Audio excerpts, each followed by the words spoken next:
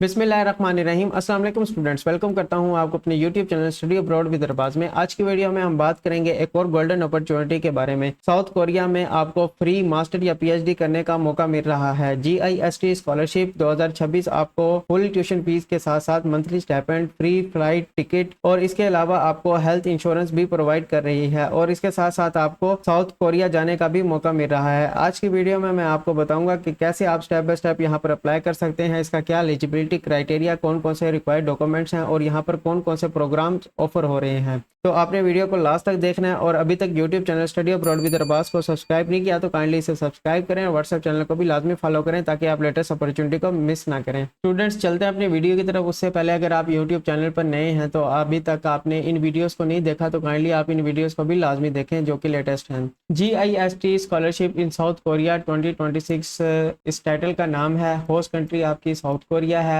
Host university की बात की जाए तो Gwangju Institute of Science and Technology, जिसे जीआईएसटी भी कहते हैं। डिग्री लेवल की बात की जाए तो मास्टर डिग्री प्रोग्राम यहाँ पर ऑफर हो रहे हैं और पीएचडी डिग्री प्रोग्राम्स यहाँ पर ऑफर हो रहे हैं। बेनिफिट्स की बात की जाए तो all international students getting 100% support in the tuition fees. The tuition fees will be waived. आपकी यहाँ पर ट्यूशन फीस माफ कर दी जाएगी और 100% सपोर्ट दी जाएगी आपकी ट्यूशन फीस के अंदर। एक साउथ कोरियन वॉन जो है वो बराबर है 0.20 पाकिस्तानी रुपीस के। MS students will be given a monthly stipend of 1,40,000 won. आपको यहाँ पर अगर आप MS के अंदर अप्लाई करना चाह रहे हैं तो 1,40,000 वॉन दिए जाएंगे। अगर आप PhD के लिए अप्लाई करना चाह रहे हैं तो आपको मंथली स्टाइपेंड में 2,95,000 वॉन दिए जाएंगे। इसके अलावा एक और पॉइंट है जो कि है both MS and PhD students will be given a meal allowance of 1 lakh won. यहाँ पर MS और PhD स्टूडेंट्स वालों के लिए मील अलाउंस दिया जाएगा जो कि 1 लाख वॉन होगा। लेकिन नोट करने वाली बात यह है कि वो स्टूडेंट्स जिन्होंने अपने प्रीवियस सेमेस्टर के अंदर 9 क्रेडिट आवर्स को कंप्लीट किया होगा वही इसके अंदर एलिजिबल हैं इस अलाउंस को हासिल करने के लिए। इसके अलावा an international students allowance of 1,20,000 won will be given to both MS and PhD students. तमाम इंटरनेशनल स्टूडेंट्स को 1,20,000 वॉन का अलाउंस दिया जाएगा बोथ मास्टर और PhD स्टूडेंट्स के लिए। वो किस लिए है? अगर आपने CGPA को मेंटेन किया 3 से या 3 से ज्यादा के अंदर तो ही आपको ये अलाउंस दिया जाएगा। स्टूडेंट्स, वो स्टूडेंट्स जो अपने सेमेस्टर के अंदर 3 या 3 से ज्यादा GPA को मेंटेन करेंगे आउट ऑफ 4.5 GPA वही इस अलाउंस के लिए एलिजिबल होंगे जो कि है 1,20,000 वॉन। स्टूडेंट्स, यहाँ पर रिसर्च के लिए अलग से प्रोजेक्ट अमाउंट दी गई है। All MS students participating in the research projects will get a research assistantship of 64 lakh won per year, while PhD students participating in research projects will get a research assistantship of 1,37 lakh 40,000 won per year। Students, अगला point है one way flight to Korea will be reimbursed. आपको यहाँ पर एक side की flight ticket दी जाएगी। उसके बाद 60% of national health insurance will be covered. आपका यहाँ पर 60% हेल्थ इंश्योरेंस कवर किया जाएगा। अगर आपको कोई भी हेल्थ रिलेटेड इशू होगा उसका 60% आपको पे किया जाएगा। उसके अलावा आपका यहाँ पर health insurance also includes annual medical checkup, यानी कि हेल्थ इंश्योरेंस जो होगा वो आपका एनुअल मेडिकल चेकअप के ऊपर होगा। स्टूडेंट्स, इसके बाद है graduate programs at GIST South Korea. इसके अंदर आपको कौन कौन से प्रोग्राम्स देखने को मिल रहे हैं। इसके अंदर डिपार्टमेंट्स की बात की जाए तो school of electrical engineering and computer science, school of material science and engineering, school of mechanical engineering, school of earth science and environmental engineering, school of life science, department of physics and photon science. उसके बाद department of chemistry, department of biomedical science and engineering, school of integrated technology artificial intelligence graduate, school of energy convergence. उसके बाद last पर है department of semiconductor engineering. ये तमाम departments और programmes हैं जो आपके यहाँ पर ऑफर हो रहे हैं। इनके अंदर अगर आप अप्लाई करना चाहते हैं तो आप यहाँ पर इनमें से किसी एक के अंदर अप्लाई कर सकते हैं। स्टूडेंट्स, इसके बाद बात करते हैं एलिजिबिलिटी क्राइटेरिया के बारे में। The applicant must are expect to hold a final degree before enrolment at GIST, यानी कि आपके पास प्रीवियस एजुकेशन कंप्लीट होनी चाहिए और उसकी डिग्री आपके पास होनी चाहिए। अगर आपके पास प्रीवियस डिग्री की डिग्री नहीं है या आप लास्ट सेमेस्टर के अंदर पढ़ रहे हैं और आपकी कंप्लीट होने वाली है डिग्री, तब भी आप यहाँ पर अप्लाई कर सकते हैं, लेकिन एक्सपेक्टेड डेट आपने यहाँ पर बतानी होगी और उसका लेटर आपको बनवा कर अपलोड करना होगा, और वो डेट आपकी GIST इनरोलमेंट से पहले की होनी चाहिए। तो इनरोलमेंट से पहले पहले आपने अपना फाइनल डिग्री को अपलोड कर देना है इसके अंदर, तो इस चीज़ का आपने लाजमी ख्याल करना है। स्टूडेंट्स होप सर्टिफिकेट आपको चाहिए होगा। एक्सपेक्टेड डेट जो आपने बतानी है वो आपका होप सर्टिफिकेट है। आपको होप सर्टिफिकेट रिक्वायर्ड होगा आपकी यूनिवर्सिटी या कॉलेज से जहाँ से आपने अपनी बैचलर्स को कंप्लीट किया होगा। उस पर आपने लेटर हेड के ऊपर साइन और स्टैम्प के साथ अच्छे तरीके से लेटर बनवा कर यहाँ पर अपलोड करना होगा, जब भी आप यहाँ पर अप्लाई कर सकते हैं अगर आपके पास फाइनल डिग्री नहीं है। नेक्स्ट पॉइंट है the applicant's bachelor degree must be equivalent to Korean bachelor's degree, यानी कि जो आपकी पाकिस्तानी या इंडियन या बांग्लादेशी जो भी बैचलर डिग्री है वो कोरियन बैचलर डिग्री के इक्विवेलेंट होनी चाहिए। उसके बाद है the applicant must be N international students, आपका इंटरनेशनल स्टूडेंट्स होना लाजमी है। उसके बाद the applicant must be proficient in the English language, यानी कि आपने अपनी इंग्लिश लैंग्वेज प्रोफिशेंसी को यहाँ पर शो करवाना होगा, चाहे वो आप आइल्स की मदद से शो करवाएं या आप MOI medium of instruction letter की बेस पर यहाँ पर अप्लाई करें। MOI आपका यूनिवर्सिटी से ही मिल जाएगा, जहाँ से आपने अपनी बैचलर्स कंप्लीट की है वहाँ से आपको MOI लेटर इजीली मिल जाएगा। आइल्स की बेस पर भी अप्लाई कर सकते हैं और MOI की बेस पर भी यहाँ पर अप्लाई कर सकते हैं। स्टूडेंट्स अब इसके अंदर बात करते हैं how to apply for GIST scholarship 2026। सबसे पहले आपने complete the online application form, आपको एक एप्लीकेशन फॉर्म दिया जाएगा वो आपने फिल करना है। उसके बाद choose your field of study, आपने अपना फील्ड ऑफ स्टडी को सिलेक्ट करना है। एंड अपलोड रिक्वायर्ड डॉक्यूमेंट्स, आपने अपने रिक्वायर्ड डॉक्यूमेंट्स को अपलोड करना है जो कि इंग्लिश और कोरियन के अंदर होने चाहिए। कोरियन से आपका कोई ताल्लुक नहीं है, आपके जो डॉक्यूमेंट्स हैं वो सारे इंग्लिश के अंदर होने चाहिए। उसके बाद रेगुलर चेक करते रहना है आपने ईमेल को, अगर आपका कोई नोटिफिकेशन आया है तो आपको पता चल जाएगा, और इंटरव्यू की रिक्वेस्ट आपने मिस नहीं करनी जो कि GIST एडमिशन टीम की तरफ से आपको ईमेल रिसीव होगा। उसके बाद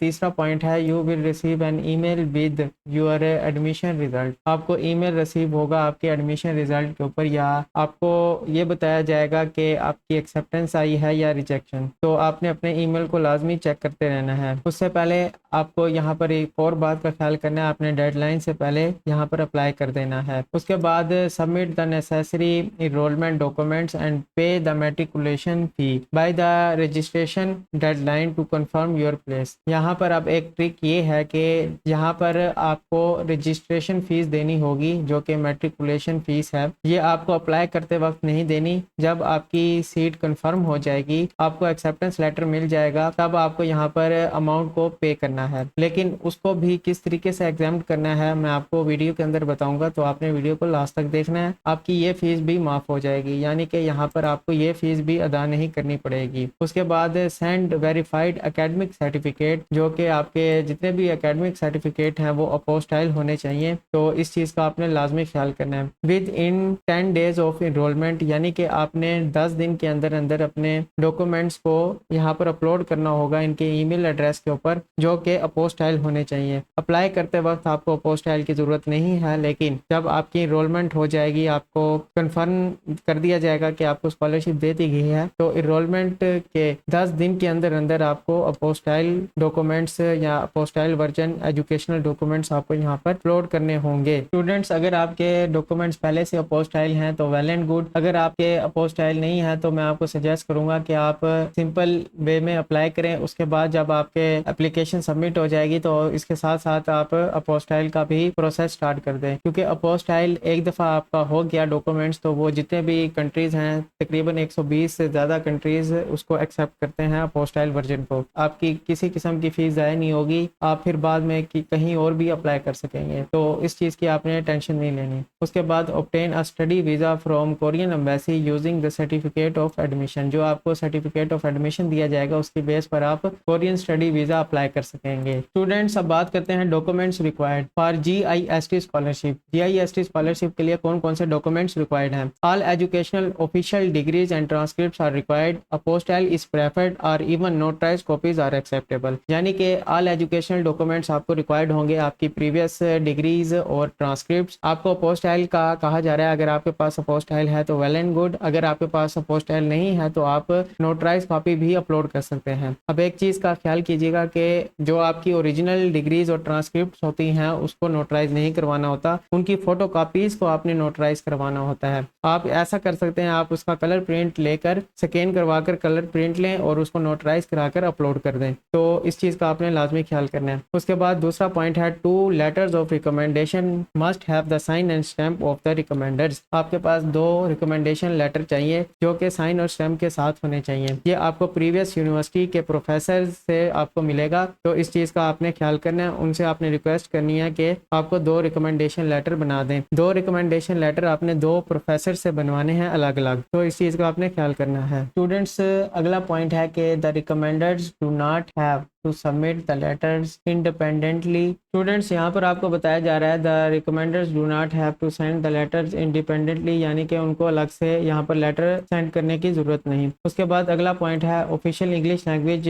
टेस्ट रिपोर्ट रिक्वायर्ड होगा, लेकिन यहाँ पर आपको बताया गया है कि अगर आपने टोफल दिया है तो उसके अंदर BT स्कोर होता है वो 80 होना चाहिए, और अगर आपने यहाँ पर आइल्स दिया हुआ है तो उसके अंदर आपका आइल्स जो है वो 6.5 बैंड का होना चाहिए। तो इन चीज़ों का आपने ख्याल करना है। स्कोर के आगे उनका टेस्ट का नाम भी लिखा हुआ है, तो आप यहाँ पर इस चीज़ को देख सकते हैं। अगर आपने इनमें से कोई इंग्लिश का टेस्ट नहीं दिया तो आप अपनी होम यूनिवर्सिटी से एक English language proficiency MOI letter बनवा सकते हैं और उसको साइन एंड स्टैम्प के साथ लेटर हेड के ऊपर बनवा कर अपलोड कर दें, तो आपकी आइल्स की रिक्वायरमेंट एग्जाम्प्ट हो जाएगी। उसके बाद a copy of applicants passport is required. आपको यहाँ पर copy of applicant passport required होगा, यानी कि आपने अपना पासपोर्ट भी यहाँ पर अपलोड करना है स्कैन करके। तो ये चंद डॉक्यूमेंट्स हैं जो आपको रिक्वायर्ड होंगे यहाँ पर अप्लाई करने के लिए। स्टूडेंट्स, ये थे इसकी तफसील जो कि मैंने आपको स्टेप बाय स्टेप बताई है। अब इसकी ऑफिशियल वेबसाइट के ऊपर मैं आपको लेकर जाता हूँ। ये इसकी ऑफिशियल वेबसाइट है, इसका लिंक आपको डिस्क्रिप्शन में भी मिल जाएगा, तो आप वहाँ से इसके अंदर विजिट कर सकते हैं। अब ये तमाम वही चीज़ें हैं जो मैं आपको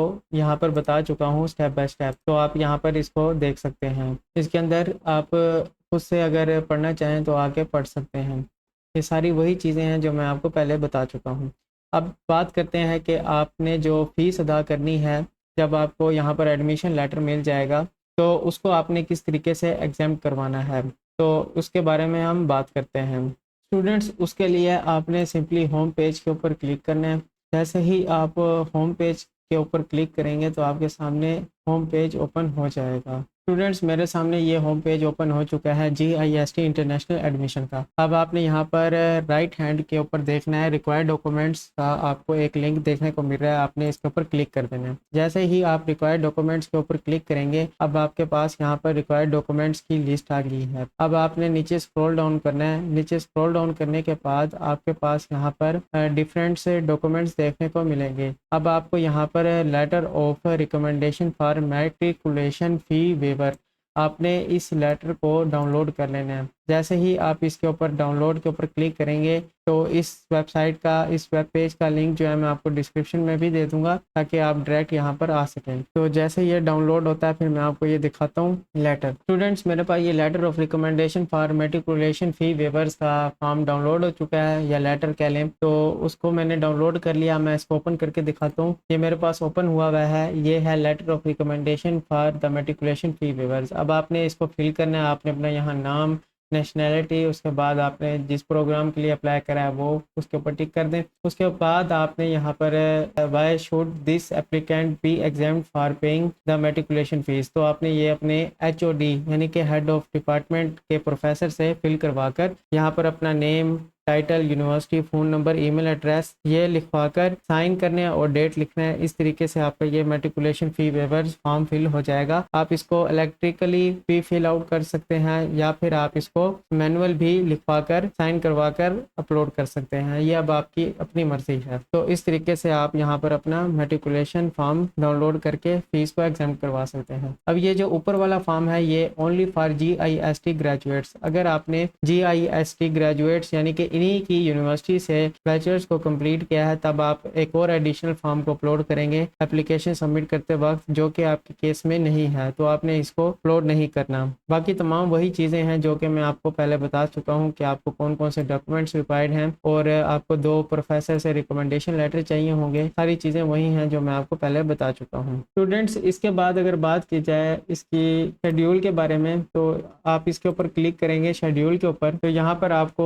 शेड्यूल देखने को मिलेगा 2026 एडमिशन शेड्यूल के अंदर आपको यहाँ पर बता रहा है सेमेस्टर। अब आप जिसके लिए अप्लाई कर रहे हैं वो स्प्रिंग सेमेस्टर है, 2 सितंबर से ओपन है और 2 अक्टूबर तक इसकी डेडलाइन है। तो 2 अक्टूबर तक आप यहाँ पर अप्लाई कर सकते हैं। एग्जामिनेशन ऑफ डॉक्यूमेंट्स, 15 दिन के अंदर आपके डॉक्यूमेंट्स को एग्जामिन किया जाएगा। उसके बाद डॉक्यूमेंट्स को रिव्यू किया जाएगा 30 दिन के अंदर। उसके बाद नोटिफिकेशन ऑफ एडमिशन रिजल्ट, आपका रिजल्ट है 4 दिसंबर 2025 को आपको एक्सेप्टेंस या रिजेक्शन का ईमेल आ जाएगा। उसके बाद इनरोलमेंट डेडलाइन आपकी है 5 जनवरी 2026। तो ये इसका शेड्यूल है, तो आप इस चीज़ को देख सकते हैं। एक फॉल सेमेस्टर था जो कि गुजर चुका है, तो इसके अंदर आप अप्लाई नहीं करेंगे, आप स्प्रिंग सेमेस्टर के अंदर अप्लाई करेंगे। स्टूडेंट्स, अब बात करते हैं कि आप यहाँ पर किस तरीके से अप्लाई कर सकते हैं। आपने अप्लाई करने के लिए ऑनलाइन एप्लीकेशन के ऊपर क्लिक करना है। जैसे ही आप ऑनलाइन एप्लीकेशन के ऊपर क्लिक करेंगे तो आपके सामने एक वेब पेज ओपन होगा। स्टूडेंट्स, वेब पेज लोड होने के बाद मेरे पास ये पोर्टल ओपन हो चुका है और इसके अंदर आपको नोटिस देखने को मिल रहा है। यहाँ पर नोटिस में लिखा हुआ है कि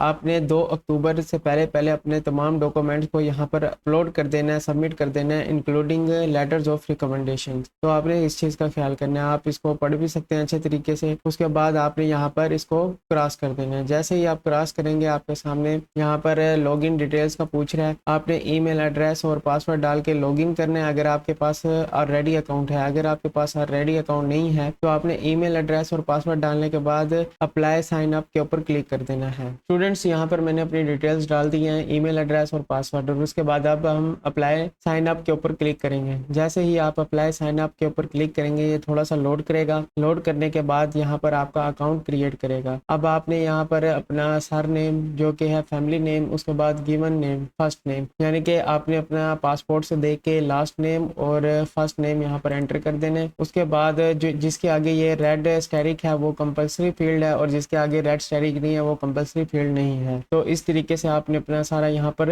डाटा अपने अकॉर्डिंग एंटर कर देना है। डेट ऑफ बर्थ, उसके बाद स्टेटस बताना है, सिंगल या मैरिड, फिर उसके बाद आपने टेलीफोन नंबर, उसके बाद नेशनैलिटी बताने के बाद आपने जिप कोड और ये सारी चीज़ें बताएंगे। जैसे ही आप ये सारी चीज़ें बताएंगे उसके बाद आपने सेव के ऊपर क्लिक करना है। तो मैं जल्दी से यहाँ पर अपने डिटेल्स को एंटर करता हूँ, उसके बाद हम सेव करते हैं। स्टूडेंट्स, यहाँ पर मैंने अपना डाटा डाल दिया। डाटा डालने के बाद अब आपने नोट करना है डिग्री प्रोग्राम्स। तो यहाँ पर सिलेक्ट कर सकते हैं आप MS PhD और MS PhD इंटीग्रेटेड प्रोग्राम। तो आप जिसके अंदर अप्लाई करना चाहते हैं आपने उसको सिलेक्ट कर लेना है। मैं यहाँ पर MS वालों के लिए सिलेक्ट करके दिखा रहा हूँ, बाकियों का भी प्रोसीजर ऐसे ही है। उसके बाद आपने बताना है कि आप किस डिपार्टमेंट में अप्लाई करना चाहते हैं। आपने यहाँ पर क्लिक करना है। क्लिक करने के बाद यहाँ से अपने डिपार्टमेंट को पढ़ लेना है। पढ़ने के बाद आपने यहाँ पर देखना है कि आपका प्रोग्राम यहाँ पर ऑफर हो रहा है या नहीं डिपार्टमेंट के अंदर। तो इस तरीके से आप यहाँ पर डिपार्टमेंट को देख सकते हैं। जैसे कि कंप्यूटर साइंस वाले अप्लाई कर सकते हैं, तो मैंने यहाँ पर इसको पहले वाले को ही सिलेक्ट कर लिया है, electrical engineering and computer science. अब आपने ईमेल एड्रेस डाली है। ईमेल एड्रेस डालने का मेथड ये है कि आपने अपनी ईमेल एड्रेस का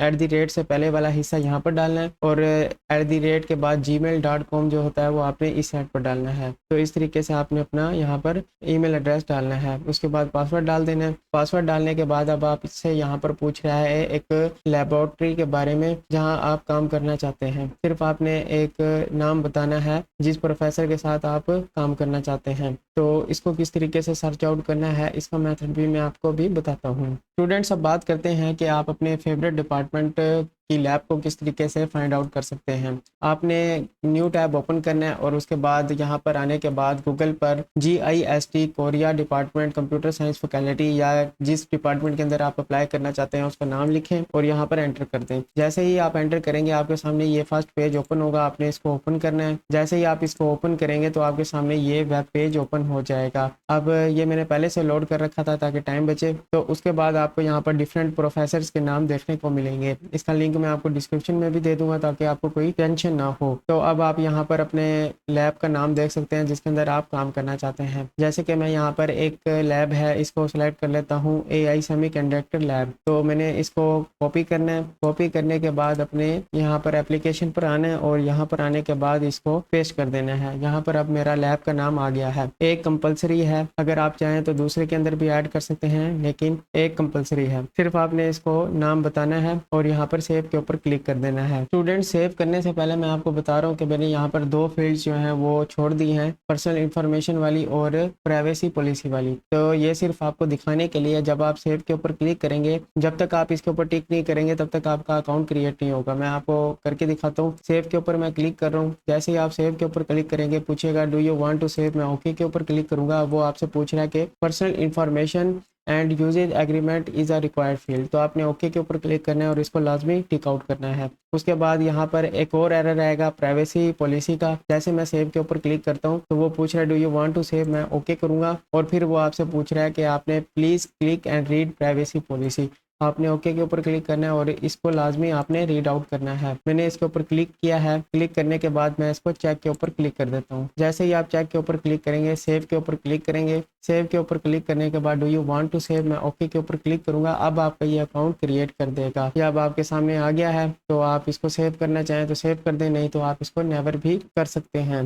ये अब आपकी अपनी मर्जी है। अब देखिए यहाँ पर आपके पास ये ऑनलाइन एप्लीकेशन फॉर्म आ गया है। Nice to meet you ABC, ABCB, ये आपका नाम आ जाएगा यहाँ पर। तो अब ये आपके पास एप्लीकेशन फॉर्म आ गया है सारा। स्टूडेंट्स, अब आपके पास यहाँ पर एप्लीकेशन नंबर देखने को मिल रहा है।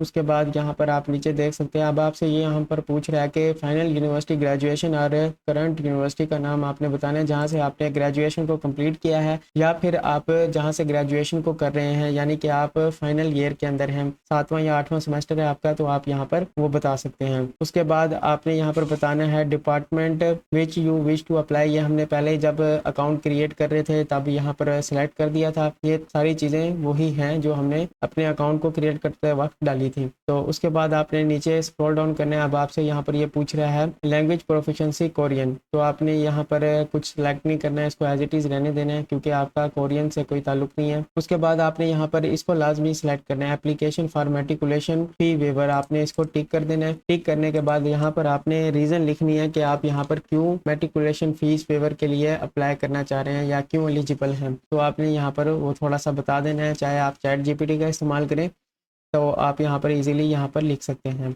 उसके बाद आपने डिसऑर्डर के बारे में बताना है। अगर आपका कोई डिसऑर्डर है तो वो आप बता सकते हैं, नहीं तो आप इसको एज इट इज़ रहने दें। उसके बाद आपने रिकमेंडेशंस के बारे में बताना है। यहाँ पर आपने अपने रिकमेंडर्स के नेम, यूनिवर्सिटी का नाम, उसके बाद आपने ईमेल और यहाँ पर नेशनैलिटी, डिपार्टमेंट एंड पोजीशन और कॉन्टैक्ट नंबर यहाँ पर डालना है। जैसे ही डालेंगे और सेंड रिकमेंडेशन फॉर्म के ऊपर क्लिक कर देंगे तो आपके रिकमेंडर्स के पास रिकमेंडेशन फॉर्म चला जाएगा। वो उसको फिल आउट करेंगे। फिल आउट करने के बाद सेंड कर देंगे तो आपका एक रेफरी की रिकमेंडेशन इनके पास आ जाएगी। इसी तरीके से दूसरा भी प्रोसेस है, नेम ऑफ इंस्टीट्यूशन और यूनिवर्सिटी, ईमेल एड्रेस, उसके बाद nationality, department and position and contact number. ये डालने के बाद यहाँ पर सेंड एंड एप्लीकेशन फॉर्म के ऊपर क्लिक करेंगे तो ये रिकमेंडेशन फॉर्म उनके पास चला जाएगा। आई एग्री के ऊपर आपने लाजमी क्लिक करना है। स्टूडेंट्स, इस तरीके से आपका ये रिकमेंडेशन वाला हिस्सा मुकम्मल हो जाएगा और उसके बाद आपने यहाँ पर स्क्रॉल डाउन करना है और इसके बाद एजुकेशन वाला हिस्सा आ गया है। अब आपने न्यू के ऊपर क्लिक करना है और यहाँ पर अपनी एजुकेशन डिटेल्स को एंटर करना है। जैसे ही आप न्यू के ऊपर क्लिक करेंगे आपके सामने ये बॉक्स आ गया है।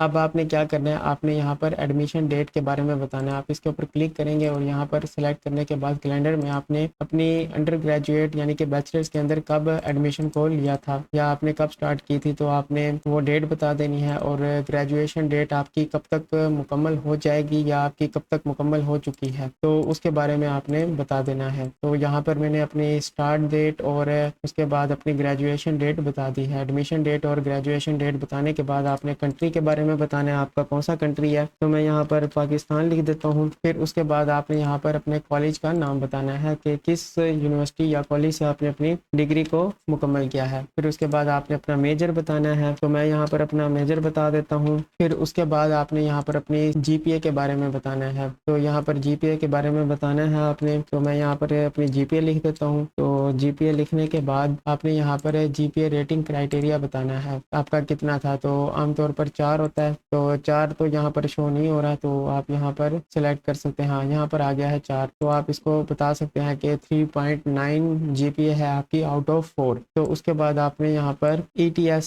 सिस्टम बता देना है। फिर उसके बाद ये सारी चीज़ें फिल आउट करने के बाद उसको यहाँ से सेव कर देना है। जैसे ही आप सेव करेंगे और आपने do you want to save के ऊपर क्लिक कर देना है, ओके हो जाएगा। तो इस तरीके से आपकी ये फॉर्म के अंदर फील्ड सेव हो जाएगी। अब आपने नीचे आना है, नीचे आने के बाद डिग्री वेरिफिकेशन इन्फॉर्मेशन को आपने यहाँ पर एंटर करना है। स्टूडेंट्स, इसके बाद डिग्री वेरिफिकेशन के अंदर आपने अपनी इंस्टीट्यूट यानी यूनिवर्सिटी का नाम बताना है, उसके बाद स्टूडेंट आईडी और उसके बाद डिग्री टाइटल के बारे में भी आप यहाँ पर बताएंगे। और जिस चीज़ की आपको समझ में आए आपने उसका स्क्रीनशॉट ले लेना है और अपनी यूनिवर्सिटी से कंफर्म कर लें, जैसे कि ऑफिशियल फ़ोन नंबर और उसके बाद यहाँ पर रजिस्ट्रार इन्फॉर्मेशन के अंदर उनका ईमेल एड्रेस, मेलिंग एड्रेस। तो आप ये गूगल भी कर सकते हैं और आप ये अपने रजिस्ट्रार इन्फॉर्मेशन यूनिवर्सिटी से भी पूछ सकते हैं। फिर उसके बाद आपने यहाँ पर फैमिली मेम्बर्स के बारे में बता देना है। यहाँ पर न्यू के ऊपर क्लिक करेंगे और यहाँ से आप अपने फैमिली मेम्बर को सिलेक्ट कर सकते हैं। तो यहाँ पर फैमिली मेम्बर्स को बताने के लिए फिर आपने न्यू के ऊपर क्लिक करना है और यहाँ पर इसी तरीके से आप ऐड करते जाएंगे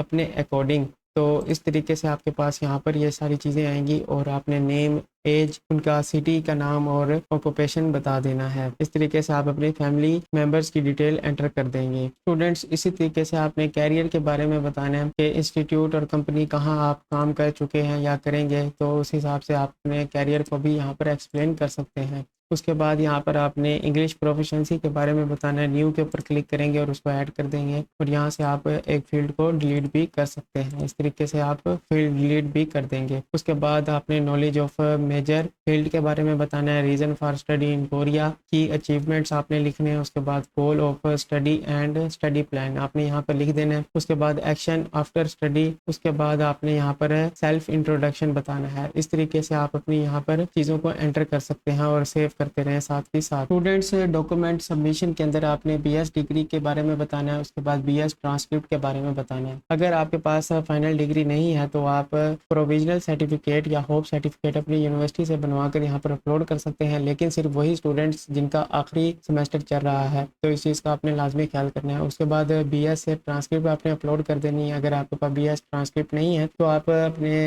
अटेस्टेड रिजल्ट कार्ड्स को पीडीएफ फॉर्म में बनाकर यहाँ पर अपलोड कर सकते हैं। उसके बाद आपने क्या करना है, ऑफिशियल इंग्लिश सपोर्ट टेस्ट के बारे में बताना है। तो यहाँ पर आप एमओआई को अपलोड कर सकते हैं। उसके बाद आप कॉपी ऑफ पासपोर्ट आपने अपलोड करना है। एक चीज़ का आपने ख्याल करना है, जो आपकी बीएस की डिग्री और बीएस की ट्रांसक्रिप्ट है वो नोटराइज होनी चाहिए, यानी कि आपने कचहरी से जाकर उसको नोटराइज करवाना है। तो सिर्फ नोटराइज ही एक्सेप्टेबल होगी, only notarize copy is acceptable. इसके अलावा अगर आप simple as it is upload कर देंगे तो वो एक्सेप्टेबल नहीं होगी। उसके बाद आपने recommendation letter for matriculation fees waiver, इसके बारे में आपने बताना है। जो आपने फॉर्म फिल किया होगा, जिसके बारे में मैंने आपको कल बताया था, वो आपने डाउनलोड करने के बाद, फिल करने के बाद यहाँ पर अपलोड करना है। अपने एचओडी से उसके साइन वगैरह करवाकर, फिल करवाकर यहाँ पर अपलोड कर देना है, तब आपका ये recommendation letter matriculation fees waive हो जाएगी। उसके बाद यहाँ पर एडिशनल रेफरीज के बारे में भी आप बता सकते हैं, टू रिकमेंडेशन लेटर भी आप बता सकते हैं। ये चीज़ें बताने के बाद आई एग्री के ऊपर आपने इस तरीके से क्लिक करना है और यहाँ पर सबमिशन के ऊपर क्लिक कर देना है। और नोट कीजिएगा, यहाँ पर अप्लाई करने की कोई फीस नहीं है, तो आप इजीली यहाँ पर अप्लाई कर सकते हैं। स्टूडेंट्स, यहाँ पर अप्लाई करने का मेथड बहुत ही आसान है। सिर्फ आपने ये सिंपल सा एप्लीकेशन फॉर्म ही फिल आउट करना है, तो इसमें कोई मुश्किल चीज़ नहीं है। आप इजीली इसको फिल आउट कर लेंगे और फिल आउट करने के बाद सबमिशन के ऊपर क्लिक कर देना और डेडलाइन से पहले यहाँ पर अप्लाई कर दें। डेडलाइन इसकी है 2 अक्टूबर 2025, तो एज सुन एज पॉसिबल यहाँ पर अप्लाई करें। स्टूडेंट्स, अगर अभी तक आपने YouTube channel study abroad with Arbaz को सब्सक्राइब नहीं किया, काइंडली से सब्सक्राइब करें और व्हाट्सएप चैनल को भी लाजमी फॉलो करें ताकि आप लेटेस्ट अपॉर्चुनिटी को मिस ना करें। मिलते हैं अपनी नेक्स्ट वीडियो में, तब तक के लिए अल्लाह हाफिज़।